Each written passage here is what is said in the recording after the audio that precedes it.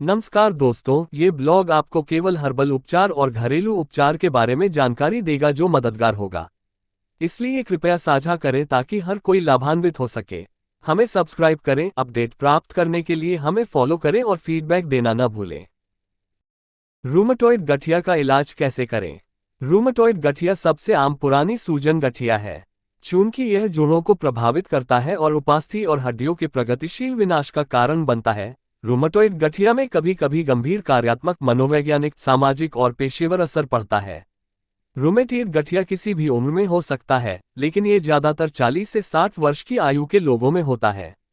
इस उम्र में ये पुरुषों की तुलना में महिलाओं में 4 गुना अधिक आम है। लिंगों के बीच यह अंतर धीरे धीरे कम हो जाता है और 70 वर्ष की आयु के बाद गायब हो जाता है।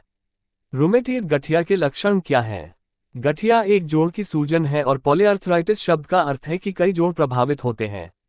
रूमेटॉइड शब्द इस तथ्य को संदर्भित करता है कि रूमेटॉइड गठिया के रोगियों के रक्त में रूमेटॉइड कारक नामक पदार्थों को अलग करना संभव है उसी व्यक्ति के अन्य एंटीबॉडी के खिलाफ निर्देशित एंटीबॉडी। ये रूमेटी कारक तथाकथित ऑटोइम्यून बीमारियों की विशेषता है। रूमेटॉइड गठिया एक जोड़ के सभी तत्वों को प्रभावित करता है, ऑस्टियोआर्थराइटिस के विपरीत जहां केवल उपास्थि प्रभावित होती है। ऑटोइम्यून प्रतिक्रिया के कारण होने वाली सूजन से श्लेष द्रव का अधिक उत्पादन होता है। यह द्रव बनता है, श्लेष झिल्ली मोटी हो जाती है और जोड़ सूज जाता है। पड़ोसी तत्व कैप्सूल, टेंडन आदि सख्त हो जाते हैं और दर्दनाक हो जाते हैं।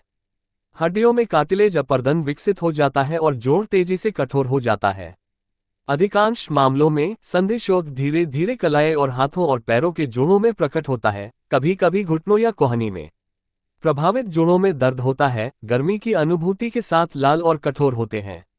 जिस क्षण दर्द सबसे तीव्र होता है वह सूजन गठिया की विशेषता है। रात में जब वे रोगियों को जगाते हैं और विशेष रूप से सुबह जब वे उठते हैं तो जोड़ों की जकड़न के साथ जो सुबह गायब हो जाती है। प्रभावित जोड़ कभी कभी थोड़े सूजे हुए होते हैं, उदाहरण के लिए उंगलियां एक धुरी की तरह दिखती हैं। अक्सर ये लक्षण अधिक सामान्य संकेतों के साथ होते हैं, हल्का बुखार, थकान, वजन कम होना और भूख लगना आदि। उपचार: लाल मिर्च में कैप्साइसिन होता है। कैप्साइसिन मिर्च के अंदर का तत्व है जो गर्मी देता है और एक तीखा स्वाद बनाता है। हालांकि दर्द से राहत के लिए एक जोड़ पर एक मसालेदार मिर्च सामग्री डालने के लिए यह प्रतिकूल प्रतीत हो सकता है। कैप्साइसिन एक न्यूरोट्रांसमीटर पदार्थ पी की मात्रा को कम करता है। पदार्थ पी एक न्यूरोट्रांसमीटर है जो मस्तिष्क को दर्द संकेत भेजता है, इसलिए जब पदार्थ पी की मात्रा कम हो जाती है तो दर्द की मात्रा कम हो जाती है। लाल मिर्च, जैतून तेल। लाल मिर्च को बड़ी मात्रा में क्रश करके उसमें जैतून का तेल मिलाकर पेस्ट बना लें। इस मिश्रण को 5 मिनट के लिए थोड़ा गर्म करें। इस पेस्ट के एक हिस्से को दिन में 2 से 3 बार शरीर के संबंधित हिस्सों पर लगाएं, फिर अच्छी तरह मालिश करें और बाकी को फ्रिज में रख दें। यदि 1 सप्ताह के उपयोग के बाद भी कोई परिवर्तन नहीं होता है तो बंद कर दें। यह स्वाभाविक है और इसका कोई परिणाम नहीं है। यदि आपको ये जानकारी उपयोगी लगे तो कृपया इसे साझा करें। सुनने के लिए बहुत बहुत धन्यवाद। ईश्वर आपको बेहतर स्वास्थ्य प्रदान करे।